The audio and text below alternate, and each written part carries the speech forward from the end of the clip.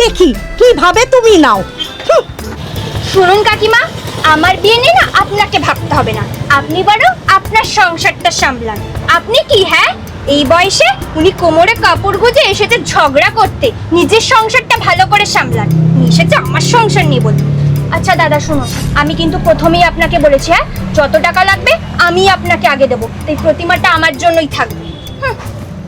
এই তুমি আমাকে টাকার গরম দেখাচ্ছ কি, আর তুমি আমাকে সংসার শেখাচ্ছ? হ্যাঁ, নিজে সংসার করেছো এখনো যে তুমি আমাকে সংসার শেখাতে এসছো আর টাকার গরম দেখাচ্ছ? তুমি জানো বসবাড়ির কত টাকা আছে, গুনতে গুনতে না তোমার বয়স পেরিয়ে যাবে।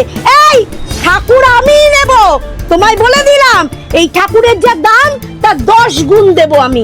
ঠাকুর আমার চাই। দেখুন দাদা, আমি যখন বলেছি এই ঠাকুরটা আমি নেব, মানে আমি নেব, জানেন তো আমার কাকা এই ক্লাবের প্রেসিডেন্ট। যদি ওই ঠাকুরটা আমাদের বাড়িতে না যায় তাহলে ধরে নিন এই দোকান আপনার লাটে উঠে যাবে। হ্যাঁ, এটা মাথায় রেখে দেবেন। এই তোর কাকা প্রেসিডেন্ট মানে? যা যা তোর কাকাকে গিয়ে জিজ্ঞেস কর ওই ক্লাবটা কাদের, বুঝেছিস? আর শোনো ভাই, তুমি কোনো চিন্তা করো না, এই মেয়ে তোমার দোকান তুলতে পারবে না। এই যে জমিটা না আমার শ্বশুরের জমি,